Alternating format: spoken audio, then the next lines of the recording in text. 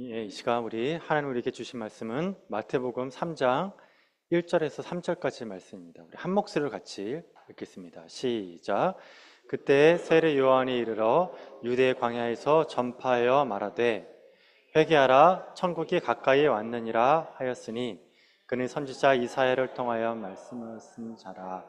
이랬을 때 광야에 외치는 자의 소리가 있어 이르되 너희는 주의 길을 준비하라. 그가 오실 길을 곱게 하라 하였느니라. 아멘. 광야에 외치는 자의 소리, 광야에 외치는 자의 소리라는 제목으로 말씀을 나누도록 하겠습니다.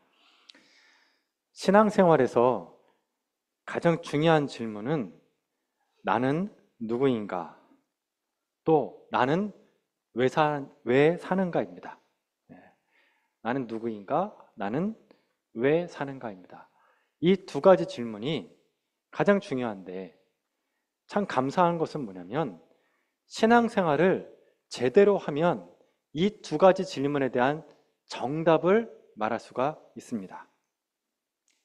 내가 만약 신앙생활을 제대로 하고 있는데 내가 누군지 또 내가 왜 사는지 살면 살수록 신앙생활을 하면 할수록 안개처럼 뿌얘진다면 그건 신앙생활을 제대로 하고 있는 게 아니에요. 신앙생활을 제대로 하면 이 두 가지 질문이 명확해져요. 나는 누군지가 명확해지고 내가 지금 왜 살아야 되는지가 명확해지는 거예요. 나는 누군지에 대한 얘기는 쉽게 얘기해서 자기 정체성이라고 합니다. 그러니 자기 정체성은 계속 바뀝니다. 대부분 다른 사람에 의해서 자기 정체성이 형성돼요. 그럼 예를 들어 볼게요. 제가 태어났습니다. 태어날 때 아기처럼 태어났어요. 그러면 제가 아기였을 때 이뻤을까요? 안 이뻤을까요? 예, 아기는 다 이뻐요. 그렇죠? 다 이뻐요. 예, 그러니까 그때 부모님은 저를 뭐라고 불렀습니까? 아가야, 아가야 하면서 그냥 물고 뜯고 빨고 그냥 쪽쪽거리면서 너무너무 사랑했을 겁니다. 여기 계시는 분들도 다 그런 사랑을 받지 않았습니까? 그렇게 있다가 좀 컸어요. 그러면 이제 이름이 생기죠. 이름이. 아들이 되는 거예요. 또는 딸이 되는 거예요. 그렇게 아들, 딸 되다가 조금 더 자라면 나의 정체성이 뭐로 바뀝니까? 학생으로. 그러고 있다가 어떻게 돼요? 누구누구의 남자친구, 여자친구가 되는 거예요. 그러고 있다가 인생의 전환점이 한번 확 오는데 저 역시 이게 상당히 어색했습니다. 뭐냐면 학생이었다가 갑자기 아저씨가 되는 경우예요. 너무너무 놀랐어요. 아니 길을 가는데 보통은 학생 일로 와봐 그랬어요. 학생 뭐 당연하게 했는데 갑자기 저한테 아저씨 그러는 거예요. 군인 아저씨.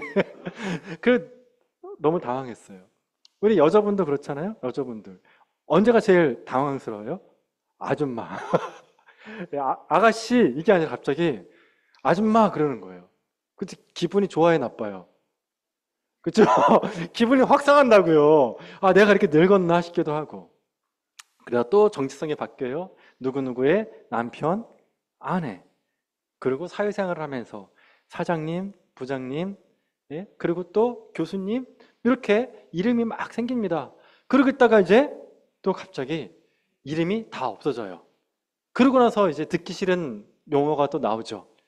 충격이 또 오는 거예요. 두 번째 충격이 뭐로 바뀌어요? 이름이? 그렇죠.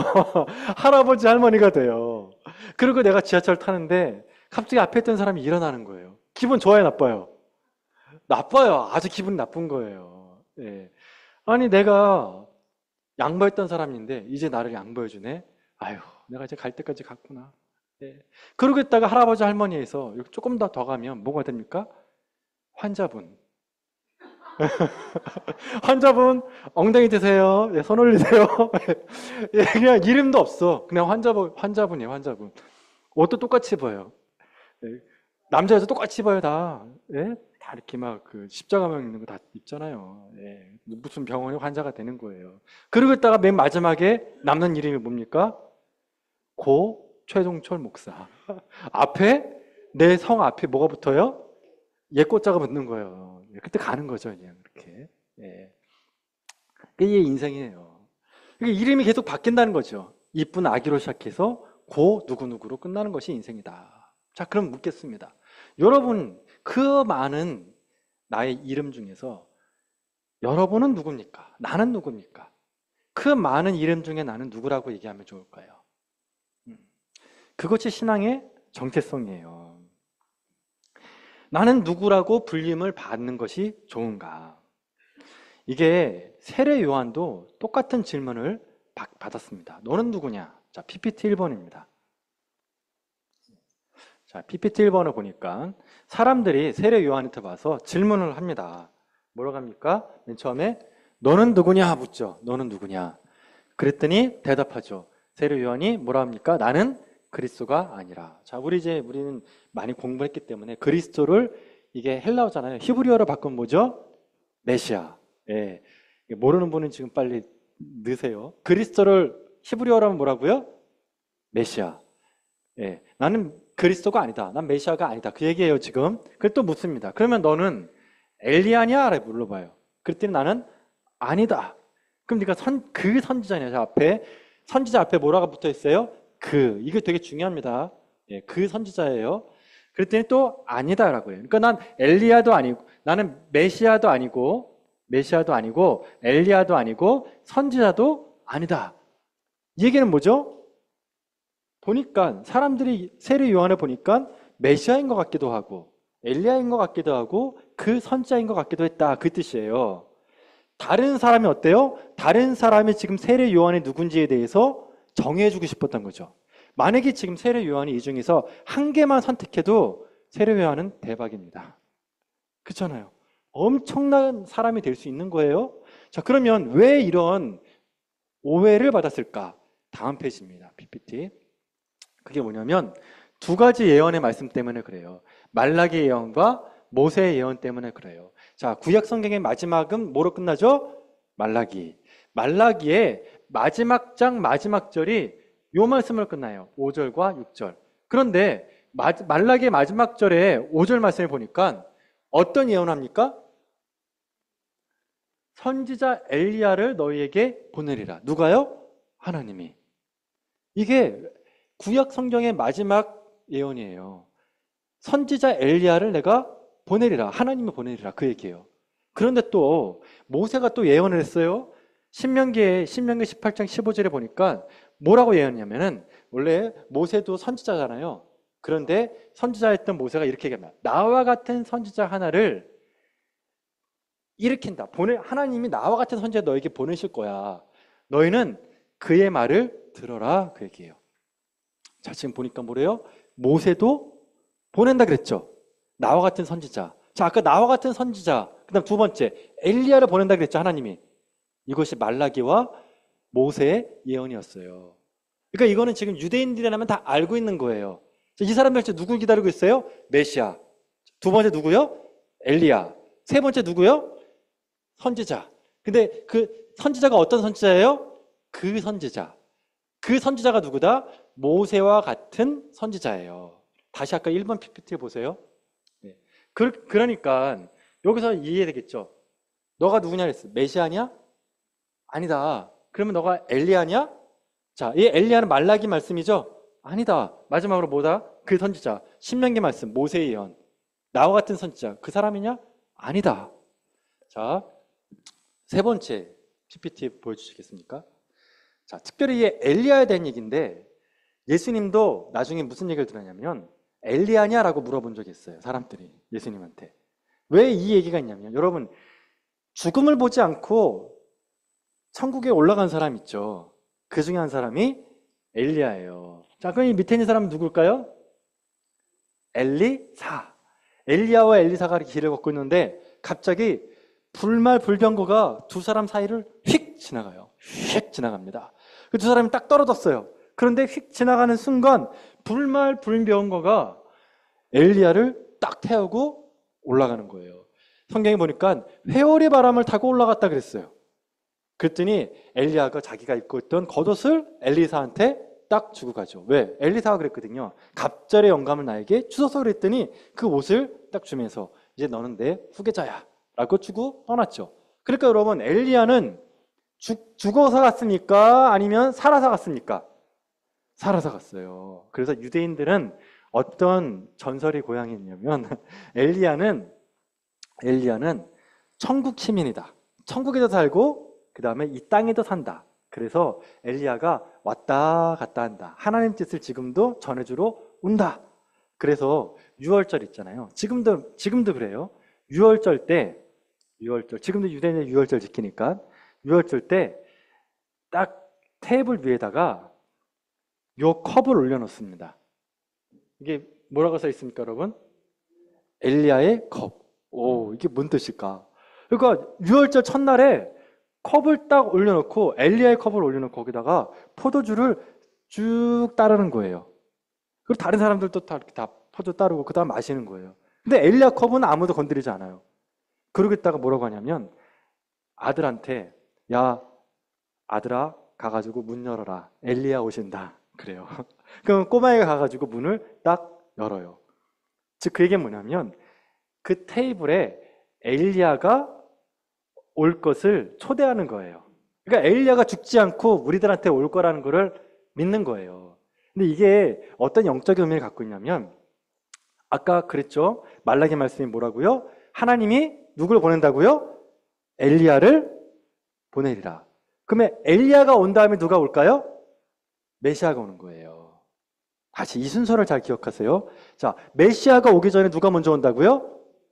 엘리야가 오는 거예요. 엘리야가 온 다음에 메시아가 오는 거예요. 예수님이 오는 거예요. 그러니까 사람들이 볼 때 묻는 거예요. 메시아냐? 엘리야냐? 묻는 거예요. 아니면 모세와 같은 그 선지자냐? 그러니까 엘리야에 대한 기대치, 그건 또 다른 말로 하면 메시아에 대한 기대치가 있었는데 세례 요한은 어떻다고요, 여러분? 그 세 가지 질문에 대해서 다 아니다. 나는 다 아니다라고 얘기한 거예요. 그러면 세례 요한은 자기 자신을 누구라고 했을까요? 그게 이사야 40장 말씀입니다. 우리 이 말씀 같이 찾아봐야 됩니다. 자, 찾아보겠습니다. 세례 요한은 자기 자신을 누구라고 했을까요? 이사야 40장 3절에서 5절입니다.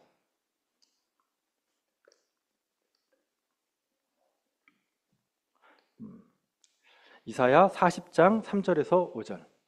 예, 이 말씀을 딱 펴놓고 이제 저를 다시 한번 봐주시겠습니까? 자, 그러니까 여러분, 자기 정체성이라는 말은, 자기 정체성이라는 건 모든 인간, 이 세상에 살고 있는 모든 인간은 둘 중에 하나예요.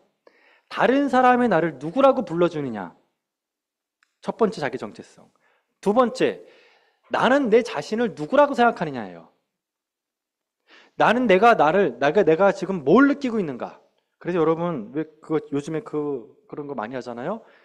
일주일 동안 고생한 나, 치킨을 나에게 쏜다. 그리고 자기 혼자 치킨 먹으면서 유튜브 보면서 또는 영화 보면서 즐기잖아요. 누가 누구한테 보상하는 거죠? 내가 나한테. 지금 누가 누구를 섬기고 있어요? 내가 나를 섬기고 있는 거예요. 그러니까 다른 사람이 정의하는 나와 내가 정의하는 나, 이게 일반적인 사람들의 자기 정체성이에요. 자, 그런데 세례 요한은 자기 자신의 정체성을 어디에서 찾았느냐? 바로 이 이사야 40장 3절에서 5절인 겁니다. 즉 여러분, 오늘 말씀의 핵심은 뭐냐면 저와 여러분의 정체성은 어디에서 찾아야 된다고요? 성경 찾는 거예요. 다시, 저와 여러분의 정체성을 어디서 찾는다고요? 성경에서 찾는 거예요, 여러분. 다른 사람이 나를 어떻게 부르든 참고사항이에요. 여러분이 가지고 있는 그 수없이 많은 이름들, 사장님, 교수님, 아버지, 할아버지, 할머니, 이 모든 것들은 다 사라져요. 그 누구누구로. 또 내가 생각하는 나, 내가 느끼는 나, 내가 욕망하는 그 나도 결국은 다 사라져요. 내 육체가 사라지는 때 같이 사라지는 거예요. 그러면 나의 영원한 정체성이 뭐냐? 절대 바뀌지 않는 정체성이 어디 있다고 여러분? 이 말씀 안에 있는 거예요. 그게 지금 세례 요한이 우리에게 오늘 보여주고 있는 교훈인 거예요. 자, 그러면 세례 요한은 자기 정체성을 자기 자신을 누구라고 했을까요? 3절 말씀 찾아보십시오. 이사야 40장 3절입니다. 자, 누구라고 했다고 여러분? 맞습니다, 여러분. 외치는 자의 소리를 자기 자신이라고 생각한 거예요. 자, 그럼 여러분이 이때 또 이런 질문을 해야 돼요. 그럼 목사님, 아까 말라기 말씀과 신명기 말씀 있지 않습니까? 그것도 하나님 말씀 아닌가요? 말라기 말씀도 있고 신명기 말씀도 있는데 왜 그거를 세례 요한은 자기 정체성으로 삼지 않았습니까? 이유가 있습니다, 여러분. 성경책은 두 가지가 있어요. 하나는 기록된 말씀이 있어요. 기록된 말씀. 여기 보면 검은색과 흰색이 있잖아요. 수없이 많은 말씀이 있잖아요. 그런데 이 말씀이 나의 말씀이 되는 건 또 다른 차원이에요. 이것은 하나님의 말씀이죠. 그렇죠? 성경은 하나님의 말씀이지만 이 하나님의 말씀이 나의 말씀이 되는 건 또 다른 차원이에요. 만약에 세례 요한이 말라기의 말씀을 나의 말씀으로 취해버리면 세례 요한은 엘리야가 되는 거예요. 만약에 신명기 말씀을 자기 말씀으로 아까 취해버리면 세례 요한은 누가 되죠? 모세가 되는 거예요. 그래서 이 말씀이 성경 말씀, 나의 말씀인지 아닌지를 결정하는 건 내가 하는 것이 아니다. 내가 하는 게 아니에요. 내가 결정하는 게 아니에요. 이게 바로 묵상이에요, 여러분. 묵상은 내가 묵상하는 게 아니에요. 묵상의 주체는 내가 아니다. 묵상의 주체는 뭐냐면 하나님의 말씀을 나의 말씀으로 만들어주시는 성령님이에요. 다시, 하나님의 말씀을 나의 말씀으로 만들어주시는 누구라고요? 성령님이세요. 그걸 우리는 좀 전문용어로 성령님의 내적 조명이라는 거예요. 내적 조명.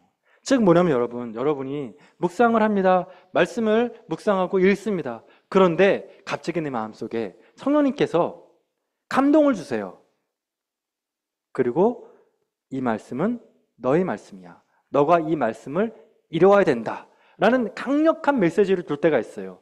그러면 그때가 바로 이것이 나의 말씀이 되는 거예요. 네. 여러분이 이런 은혜가 있기를 축원합니다. 사실 목회자가 날마다 하는 일이 이거예요. 목회자가 날마다 하는 일이. 성경 속에 성경에 수없이 많은 말씀이 있지만 그걸 제가 연구하고 공부해서 여러분께 전달해주면 여러분은 아마 은혜가 안 될 거예요. 왜 안 되냐면 이 말씀을 제가 소화하지 않았기 때문에 그래요. 이 말씀을 내 삶으로 소화를 해야만 그것이 제 언어가 돼서 여러분께 전달이 돼요. 그래야 은혜가 되더라고요. 그래서 저도 설교를 하고 나서나 또 묵상을 하고 나면 제가 알아요. 오늘 설교 제대로 했는지 못했는지. 어떻게 하느냐. 정보를 제대로 전달했느냐 안 했느냐가 아니에요. 이것을 내가 풀어냈느냐, 내 언어로, 내 삶으로 풀어냈느냐 안 냈느냐를 제가 알아요. 이것이 바로 성령님의 내적 조명이라는 겁니다. 여러분도 이런 성령님의 내적 조명이 항상 있기를 축원합니다. 그리고 이 66권 중에서 내 인생을 걸 수 있는 말씀이 있기를 축원합니다. 자, 거기에 보니까 자, 이제 나는 누군지가 나왔죠. 첫 번째가 나는 누군지 나왔죠. 자, 그럼 두 번째가 있습니다. 두 번째가 뭐냐면 그러면 나는 어디에 있어야 되는지 장소가 나옵니다. 자, 그 장소가 어디냐면 4절 말씀이에요. 찾아보세요. 3절 말씀. 죄송합니다. 3절 말씀. 자, 성경 말씀에 보니까 소리라 그랬죠. 그 두 번째. 세례 요한이 지금 어디에 있어야 된다고요? 그 소리가 광야와 사막이에요. 참 이게 좀 이상하지 않아요, 여러분? 소리를 외치려면 어디 가서 외쳐야 됩니까? 도시나 마을이죠. 사람들이 있는 데 가지고 외쳐야 되잖아요. 그런데 이 이사야 4장에 보니까 너는 외치는 자의 소리야. 그런데 그 외치는 자의 소리가 어디서 나온다? 광야와 사막. 자, 광야와 사막 앞에 사람이 있습니까? 없습니까? 없죠. 세례 요한이 이거를 순종해야 되는 거예요. 왜? 이 말씀을 자기 삶으로 성취해야 돼요, 지금. 이뤄내야 돼요. 그래서 세례 요한은 낙택털을 입고 메뚜기와 석청을 먹으면서 광야에 산 거예요. 이 말씀 때문에. 나는 광야에서 외치는 소리다. 도시나 마을에서 외치는 소리가 아니다. 상식적으로 앞뒤가 맞지 않지만 주의 말씀이 그렇다면 그런 것이다. 그래서 광야로 간 거예요. 근데 여러분, 반전이 일어나죠. 아무도 없는 곳에 세례 요한이 소리를 지르면서 외쳤는데 그때 어떤 일이 벌어집니까? 사람들이 모여들기 시작하잖아요. 사람들이 모이잖아요. 여러분, 이게 은혜예요. 우리의 생각과 상식을 뛰어넘는 거예요. 세례 요한이 이렇게 살았더니 하나님이 어떻게 했다? 사람을 사막으로, 광야로 보내주신 거예요. 여러분, 이런 순종의 은혜로 인해 여러분이 축복받는 삶이 되기를 축원합니다. 자꾸 내 머리로 이해하려고 내 머리로 순종하려면 안 돼요. 그냥 말씀이 이게 하나님이 나에게 주신 말씀이야. 그러면 그렇게 밀어붙이는 거예요. 그러면 하나님이 그 다음은 알아서 해주신다. 자, 그래서 여러분, 이거 우리 삶을 적용하면 이런 겁니다. 여러분, 육상에서 최고의 포식자는 누굽니까? 사자. 그럼 바다에서 최상의 포식자는 누굽니까? 상어. 그쵸? 그러면 그 상어가 육지로 올라가면 어떻게 됩니까? 예? 힘을 써요? 못 써요? 못 쓰죠. 예? 가재나 소라한테 다 뜯겨 먹을 겁니다.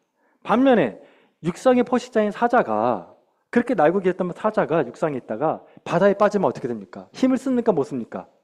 못 쓰죠. 물고기 밥이 되는 거예요. 예. 믿어야 돼요. 그래서 하나님은 내가 빛나는 자리를 허락하신다. 하나님은 내가 있어야 할 자리를 나에게 보여주시고 나를 보내주신다. 이 믿음이 있어야 돼요. 그러니까 사자는 육상에 있어야 되고 상어는 어디에 있어야 돼요? 바다에 있어야 되는 것처럼 하나님은 여러분이 누구인지도 알려주시고 두 번째로 여러분이 어디에 있어야 될지도 알려주신다는 겁니다. 믿으십니까? 여러분이 빛나는 자리, 여러분이 빛날 수 있는 자리를 하나님은 예배해 주신다라는 뜻입니다. 그래서 우리가 지난번에 묵상했던 거죠. 지난번에 우리 모세오경 묵상했잖아요. 이사갈과 스불론. 이사갈은 어디에 있어야 될 사람이에요? 이사갈은 장막 안에 거하고 스불론은 어디에 있어요? 장막 밖으로 나가라. 그래서 유대인의 속담이 있죠. 이사갈은 연구하고 스불론은 먹여 살린다. 예. 그러니까 이걸 제 자신 안에다 돌려보면 이겁니다. 저는 딱 두 가지만 있으면 살아요. 네. 성경책 갖고 냉장고. 네. 그러니까 저는 이사갈입니까? 스불론입니까? 예, 저는 스불론이에요. 이사가. 예. 그러니까 저는 집에서 24시간 있어도 아무렇지도 않은 사람이에요. 365일 집에 있어도 괜찮아요. 딱 두 개만 있으면 돼요. 성경책하고 냉장고. 네, 딱 두 개만 있으면 돼요. 근데 저와 반대되는 사람이 있어요. 이 사람은 집에 있으면 절대 안 되는 사람이 있어요. 집에 있으면 병나는 사람 있잖아요. 예, 이사갈입니까? 스불론입니까? 스불론이에요. 죽는 순간까지 돈을 벌어야 되는 사람이 있어요. 예, 그런 사람은 나가야 돼요. 근데 저 같은 사람은 집에 있어야 돼요. 예, 그러니까 하나님이 그 사람에 맞는 장소도 예배시켜준다라는 뜻입니다. 예, 저는 우리 유양의 성도님도 그랬으면 좋겠어요. 뭐냐면 여러분, 복 중에 복이 뭐냐. 여러분, 그 시골에 이사 가신 분들이 지금 많이 서울로 오시잖아요. 왜 옵니까?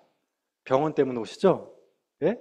그래서 병원 가까운 것이 최고다. 두 번째, 요즘엔 또 유행이 또 뭐냐, 복지센터가 가까워야 된대요. 그래서 병원 가깝고 복지센터가 가깝고, 그쵸? 근데 제가 여러분 권면의 말씀을 드립니다. 교회가 가까운 데 또 오십시오. 그래서 병원 가깝고 복지센터도 가깝고 그다음에 교회도 가까운 곳. 어디예요? 등천동. 등천동 옆에 뭐 있어요? 이대목등병원 있죠? 복지센터 어디 있어요? 이 근처예요. 복지센터가 제일 많은 곳이에요. 네. 교회도 어디 있어요? 여기 있잖아요. 그러니까 여러분 이사 가신 분들 빨리 근당정으로 오시기를 바랍니다. 예. 이게 좋은 곳이에요, 여러분. 이렇게 세 가지가 있는 곳. 예. 예. 자, 그럼 이제 세 번째입니다, 여러분. 그러면 이제 하나님께서 거기서 뭘 하라고 시켰는지를 한번 보겠습니다. 4절 말씀입니다. 예. 자, 이 말씀도 이루어야 되니까. 자, 같이 한번 읽어보겠습니다. 4절. 이사야 40장 4절. 시작.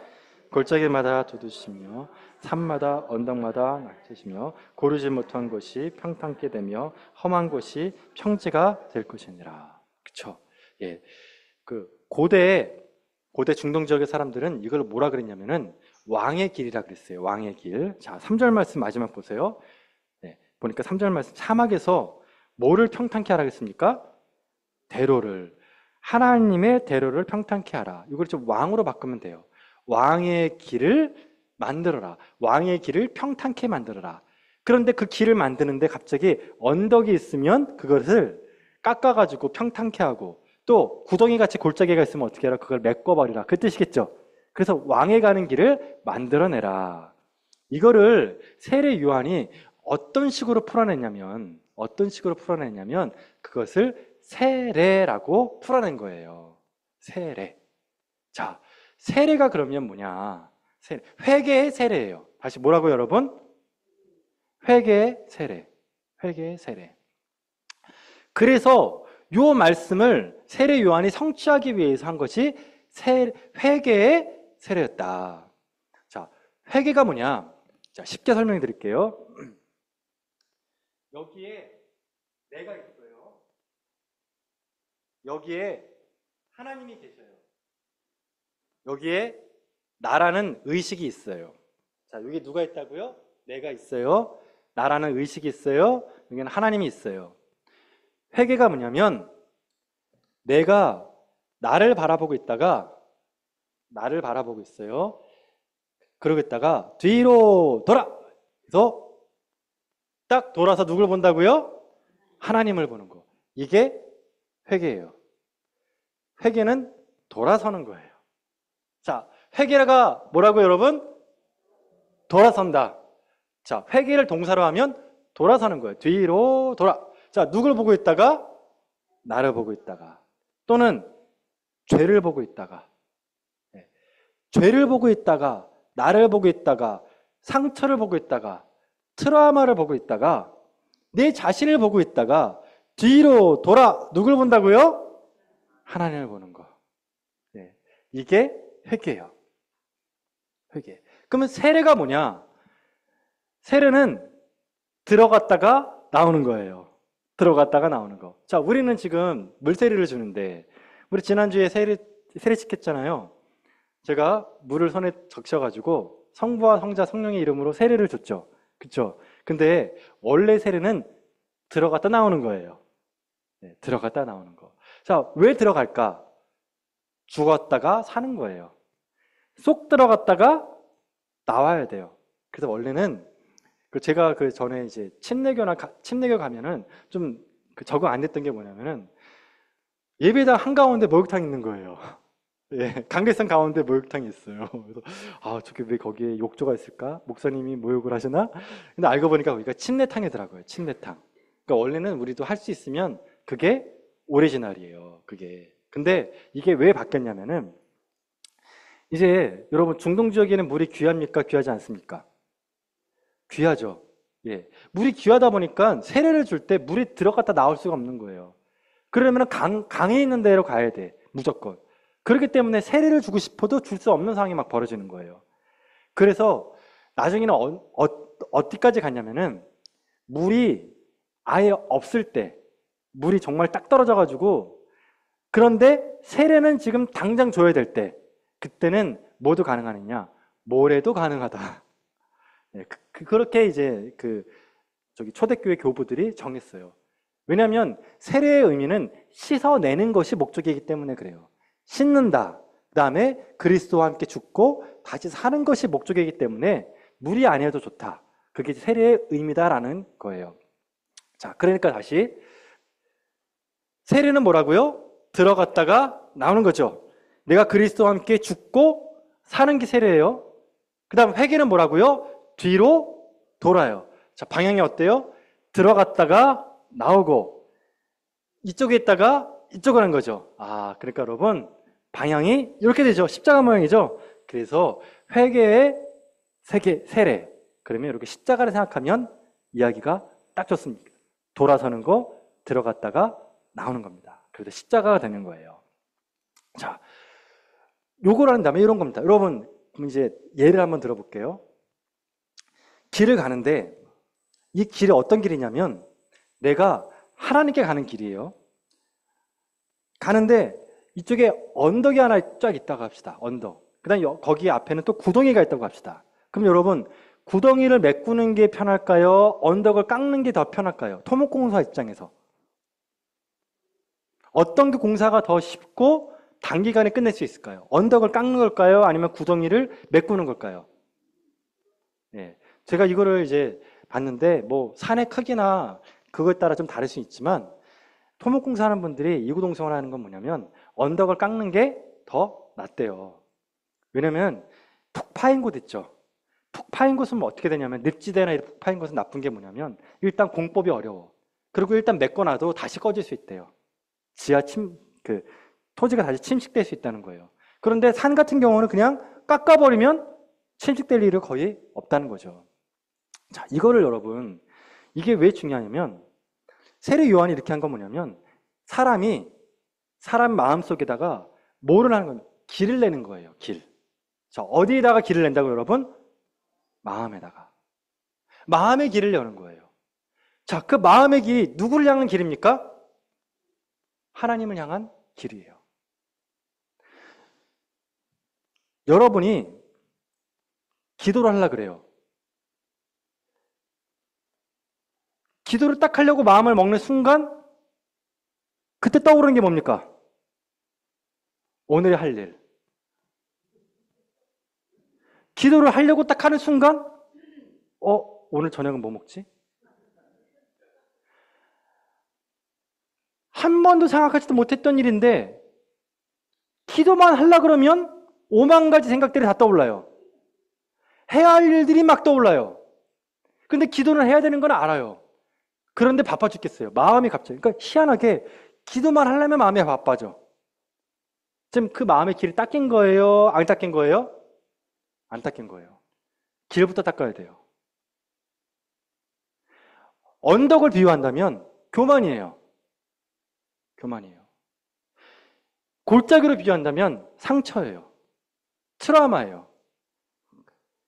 깎아야 돼요. 덮어내야 돼요. 내 마음이 온전히 주님을 향해 갈 수 있도록 마음의 길을 열어야 돼요. 마음의 길을. 내 마음이 주님께 온전히 집중될 수 있도록 내 마음을 준비하지 않으면 안 돼요. 그래서 여러분, 기도할 수 있는 제일 좋은 방법은 기도 시간을 정하는 거예요. 기도 시간을 정하지 않으면 기도할 수가 없어요. 또 기도할 수 있는 유일한 방법, 기도 시간을 정하지 않고 유일한 방법은 뭐냐? 문제가 생기면 돼요. 여러분이 기도 시간을 정하지 않으면 뭐가 생긴다고요? 그래서 왜요? 여러분 뭐 시키려고요? 주님께 오게 하려고. 그러니까 여러분이 좋은 말로 가시겠습니까? 아니면 알아서 가시겠습니까? 아니면 문제 생겨서 가시겠습니까? 그러니까 알아서 길을 닦으란 얘기예요. 교만한 마음 다 깎아버리고요. 그리고 나의 트라우마나 상처나 바쁜 마음도 메꿔오셔야 됩니다. 자, 이렇게 길을 닦아야 됐어요. 그랬더니 많은 유대인들이 세례를 받기 위해서, 물세례를 받기 위해서, 회개의 세례를 받기 위해서 모여들기 시작했습니다. 그런데 오늘 말씀 볼까요? 마태복음 3장 말씀 볼게요. 마태복음 3장 6절 말씀 볼게요. 마태복음 3장 6절 말씀. 마태복음 3장 6절 같이 읽겠습니다. 시작. 자기들의 죄를 자복하고 요단강가에서 그에게 세례를 받더니. 그쵸? 많은 사람들이 지금 이렇게 했어요. 그런데 7절 말씀 보세요. 거기 누가 나옵니까? 바리새인과 사두개인들이 왔죠. 원래는 서민들이 왔어요. 그런데 7절에 보니까 바리새인 사두개인이 왔대요. 그랬더니 세례 요한이 그들을 보면 뭐라고 말합니까? 독사의 자식들아. 그러면서 막 모욕적인 말을 해요. 저주 같은 말이에요. 왜 이런 말을 했을까요? 그 이유가 8절 말씀이 있습니다. 자, 8절 말씀 뭐라고 합니까? 그러므로 회개에 합당한 열매를 맺어라. 자, 이 말씀을 하고 끝내겠습니다. 이 말이 뭐냐면 바리새인과 사두개인은 지금 뭐 하려고 왔냐면 구경하러 갔다는 거야. 구경. 사람들이 다 이렇게 유행 따라서 사람들이 모이니까 자기들도 한번 궁금해서 온 거예요. 그랬더니 뭐냐면 너희들 회개하려고 온 거지? 근데 너희들 내가 알아. 너희들의 마음은 준비된 마음이 아니야. 거기에 아주 핵심적인 말이 있죠? 합당한 열매. 어떤 회개에 합당한 열매. 즉 그게 뭐냐면 너희들은 회개할 마음이 없는 거야 라고 얘기하는 거예요 지금. 그래 너희는 열매를 맺지 않으려고 하는 거야. 자, 이걸 제가 쉽게 설명하겠습니다. 여러분 저를 한번 봐주십시오. 제가 전했던 교회에서 안타까운 분이 있었습니다. 뭐냐면은 우리 마음의 구덩이 중에서 가장 무서운 구덩이 중에 하나가 뭐냐면 중독이에요. 중독의 구덩이에 한번 빠지면 신앙생활이 너무너무 힘들어요, 여러분. 그분이 알코올 중독자셨는데 30대부터 알코올 중독자가 돼서 거의 20, 30년 동안 알코올 중독에서 빠져나오지 못하신 거예요. 그 제가 그쪽 교회에 부임했을 때 그 집사님이 제가 모르니까 부임한 지 얼마 안 돼서 모르잖아요. 근데 그 집사님이 오시더니 저한테 막 친밀하게 대하면서 내가 오늘 예배 때 간증을 좀 하고 싶다고. 네. 그래서 너무 갑작스러운 얘기라 제가 담임 목사를 찾아갔습니다. 그래서 목사님 누구누구 집사님께서 지금 병원에서 나오셨는데 간증을 하고 싶어 하십니다. 어떻게 허락을 할까요? 어떻게 하면 좋을까요? 목사님이 안 된다. 왜요, 목사님? 저분이 지금 뜨거운 마음으로 지금 간증하고 싶다는데 자기가 지금 병원에서 알코올 중독자 병원에 갇혀 있잖아요. 그 나온 걸 간증하고 싶다는데 좀 허락해 주시면 안 돼요? 그랬더니 안 된다. 왜요? 그랬더니 한두 번이 아니다. 네. 그래서 안 된다는 거예요. 저분은 저렇게 하고 2, 3일 있다가 다시 병원 갈 거다. 근데 진짜 그랬어요. 네. 정말 그랬어요. 네. 여러분, 그러면 그분이 생각해 봅시다. 회개한 겁니까? 후회한 겁니까? 후회한 거예요. 회개에 합당한 열매라는 건 여러분, 회개의 열매라는 거는 참 선지자와 거짓 선지자 있죠. 참 선지자와 거짓 선지자를 알 수 있는 건 뭐죠? 열매죠. 회개도 똑같아요. 회개도 내가 회개했는지 안 했는지는 어떻게 할 수 있다? 열매 보면 알아요. 내가 정말 그렇게 살았는지 안 살았는지 보면 알아요. 내가 그렇게 안 살았으면 그거는 후회한 거예요. 여러분이 하나님께 내가 잘못했습니다. 주님 용서해 주십시오.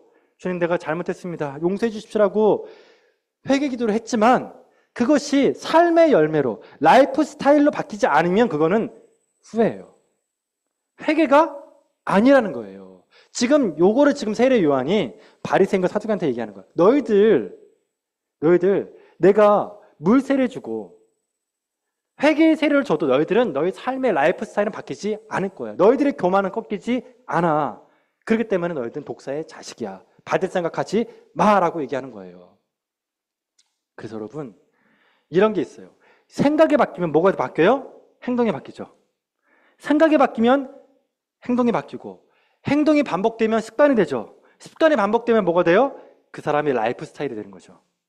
그런데 여러분 이걸 인지치료라 그래요. 그 사람의 생각을 바꿔서 치료하는 거예요. 근데 여러분 거꾸로 한 것도 있습니다. 행동치료라고.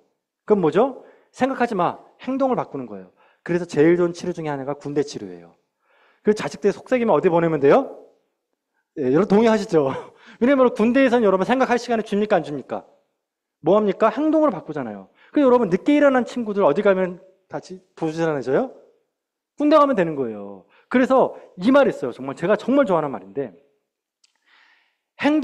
생각대로 살지 않으면 행동한 대로 산다는 말이 있거든요. 그러니까 행동을 하면 그 사람의 생각이 또 바뀌어요. 그 행동대로. 그래서 여러분 이 두 가지가 성경에는 같이 공존해요. 뭐냐면 생각을 바꿔서 라이프 스타일을 바꾸는 게 있고 또 하나는 아예 라이프 스타일 자체를 팍 바꿔버리는 거예요. 그럼 라이프 스타일을 확 바꿔버리면 뭐가 바뀌어요? 나중에 생각이 바뀌는 거예요. 이게 열매예요. 이 두 가지는 다 같이 가요. 그러니까 여러분이 순종을 하면 믿음이 생겨요. 믿음이 생기면 순종하게 돼요. 이 두 가지가 여러분 따로 가는 게 아니에요. 양쪽 극단에서 어떤 것을 하느냐에 따라서 생각이 바뀐다. 또는 행동이 바뀐다는 거예요. 자, 그러니까 여러분 정말 참된 회개를 원하십니까? 참된 회개를 원하십니까? 그렇다면 여러분 뭐를 보면 안다? 열매. 다른 말로 하면 라이프 스타일. 하나님이 원하시는 건 라이프 스타일이에요. 마음의 변화와 라이프 스타일이 바뀌는 거예요. 자, 오늘의 말씀을 마치겠습니다. 여러분 세례 요한은 자기 자신을 누구라고 했죠? 광야에 외치는 소리. 어디에서? 광야에서. 이것을 순종했죠. 무엇을 해야 된다고 했죠? 자기가 왜 살아야 되느냐? 무엇을 해야 된다? 왕의 길을 만드는 거. 그 방법은 뭐죠? 세례 주는 거. 회개의 세례를 주는 거. 이것을 어디서 찾았다고요? 이사야 40장 3절에서 5절까지 말씀. 여러분, 여러분의 정체성을 어디에서 찾아야 된다고요? 말씀에서. 성경 말씀. 성령님께서 반드시 여러분에게 여러분에 맞는 말씀을 주실 줄 믿습니다. 기도하겠습니다.